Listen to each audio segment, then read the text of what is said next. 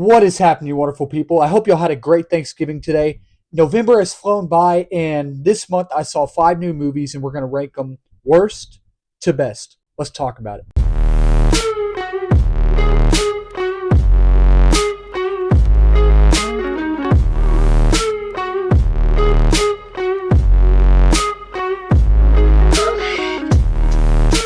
So, coming in at number 5 is a film that I actually was not planning on watching earlier this year, and a film that I had no expectations for, a film that I heard was awful from every single person, and a film that I was like, you know what? What the heck? Might as well go watch it. Maybe I'll find a diamond in the rough with this film. And that was not the case. Red One. Red One stars Dwayne Johnson, Chris Evans, and J.K. Simmons, and it is about it's a Christmas action movie, and J.K. Simmons plays Santa Claus. He gets kidnapped. Dwayne Johnson plays his elf security guard. He needs help from Chris Evans, who is this really brilliant, good hacker, and they go search for him to save him so they can save Christmas. And Krampus is there, and this evil witch, and Krampus is Dwayne Johnson's brother, and the witch is the main bad guy, and this whole movie just falls flat. Now, not the worst movie of the year, not the worst movie I've ever seen in my life. It's not horrible like many people are saying, in my opinion, and it is not top 10 worst films of the year this year, in my opinion. But this movie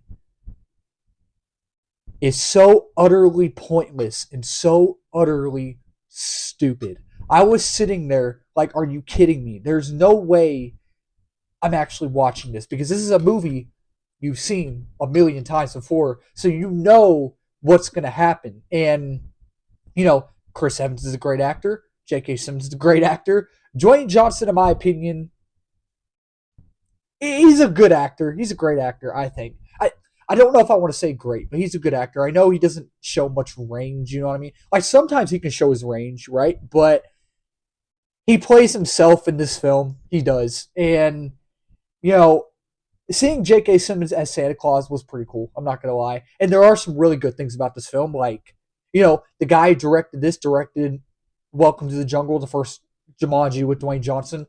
Love that film. I think that movie is probably one of the funniest movies I've ever seen in my life. The second one with him is fine. Not that funny. Like, it's funny, but you know what I mean. And when I heard about that he was directing this film, I was like, oh, okay. We might have something here. I like those two Jumanji films. We'll see what's going on, right? And it's directed beautifully. Like, I do think it's directed really well. And, there's maybe some heart, right? Some heart here and there. And there's some funny moments, but overall the humor just doesn't hit. It falls flat most of the time. And it's just a movie you've seen a million times before, and you just can't help but be bored, and you can't help but be ready for this film to end. And that's why Red One is number 5 for the month of November. It's just not very good. And coming in at number 4 is another film I was not planning on watching, but I heard really good things about. And people were saying this is like their top 5, top 10 movie of the year. People were saying this was their favorite movie of the year, Heretic. And in this film, we follow 2 missionary girls who go, Sophie Thatcher and cannot think of the other actress's name, but they go up to people's doors and spread the word about Jesus Christ, right?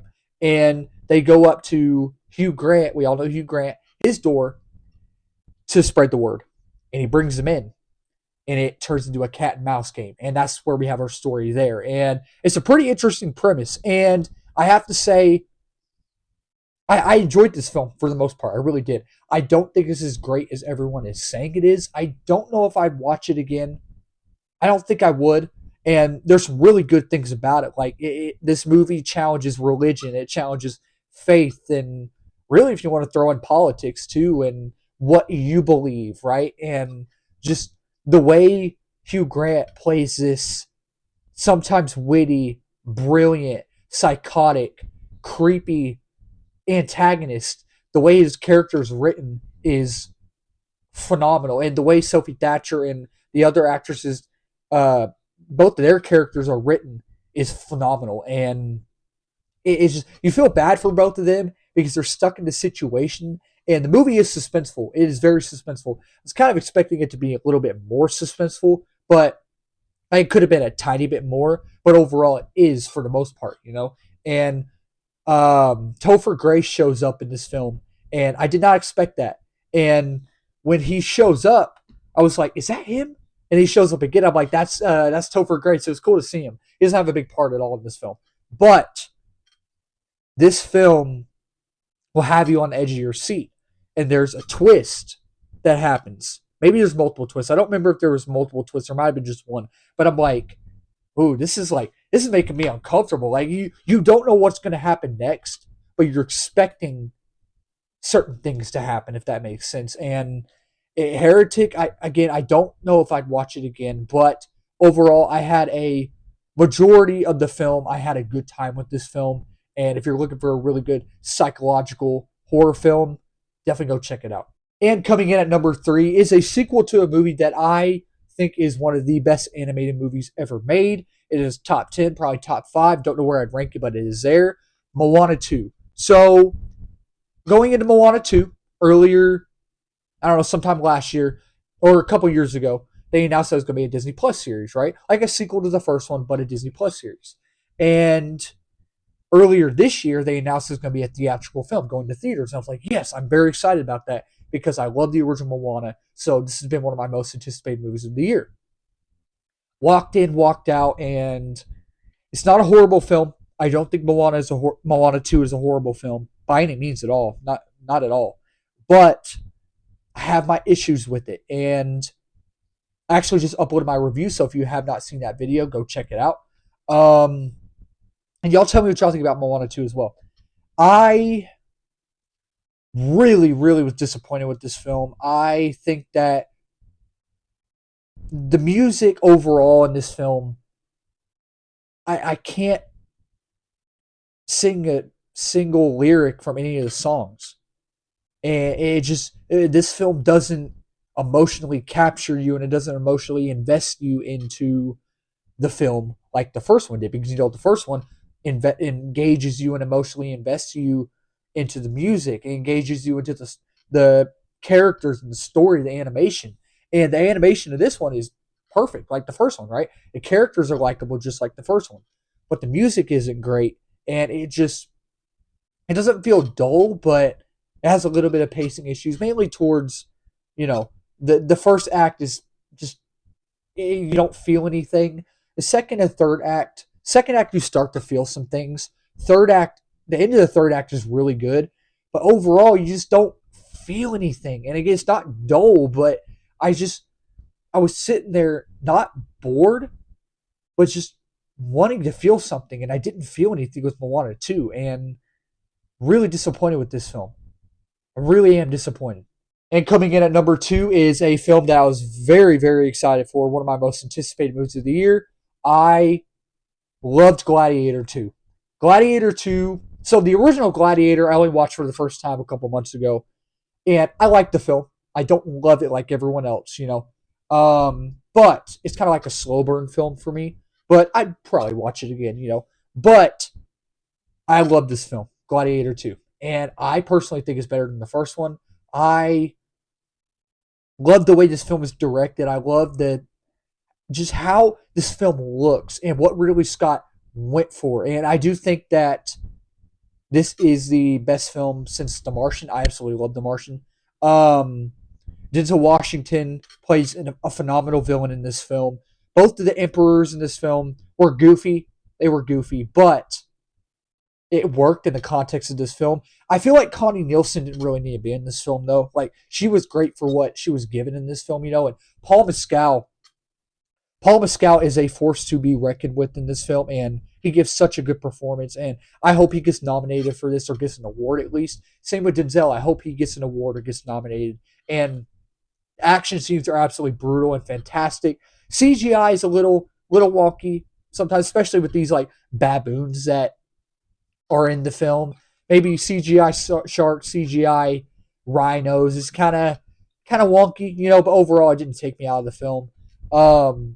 Maybe it's a little long, a little slow at times, but I really love Gladiator 2, and it is probably going to stay in my top 10. It is in my top 10 right now. So Gladiator 2, love the film. And coming in at number 1 is another movie that has been one of my most anticipated movies of the year. I've been really looking forward to this movie. Never watched a musical. I just never had any desire to watch it. Wicked. Wicked is a film about wanting to fit in even when you're different. It is a film about inclusion. It is a film about wanting to have that sense of belonging, wanting to have that sense of a community, right? It is a film about being true to yourself. It is a film about trying your hardest to be yourself, even when you're different, right? And Ariana Grande and Cynthia Erivo, the performances that they give in this film are absolutely fantastic. And this film is in my top 10. Guarantee it'll stay in my top 10. Both of them were great. I do think that Ariana Grande plays this type of cocky, self-centered, goofy, sometimes smart character, but in the context of her character, Glinda, it works. And Cynthia Erivo plays Alphaba, and the way she plays this character is phenomenal. She plays this character as a quiet, sometimes angry character, but in the context, it works, right? And it's directed beautifully, and the singing will give you chills down your arms and spine. It is amazing, and the music's phenomenal. And maybe a little long. Maybe I was bored a little bit, but for the runtime, it worked, and I was floored by the end of this film. I truly love Wicked, and if you have not seen Wicked, please go check it out. It is going to make $1 billion. I guarantee it. Wicked is amazing. Absolutely amazing. So that'll wrap up this video. Thank y'all so much for watching. If you're new to the channel, do not forget to subscribe down here. Like, comment, and share in this video. We're at 565 subs right now. Next big milestone is 600. We're reaching that quickly. Then 789. The big one is 1K and beyond that. And if you're new as well, I do movie reviews, TV show reviews, trailer reactions, movie live streams, movie news, and all that wonderful movie stuff under the movie umbrella. And y'all tell me what y'all's November movie rankings is. What do y'all have first? What do y'all have last? Do y'all have Wicked last? Do y'all have Red One first? Y'all let me know. Let's talk about it down below. That'll do it for me for right now. Keep talking movies, my wonderful people. Cheers. Hope y'all had a happy Thanksgiving as well.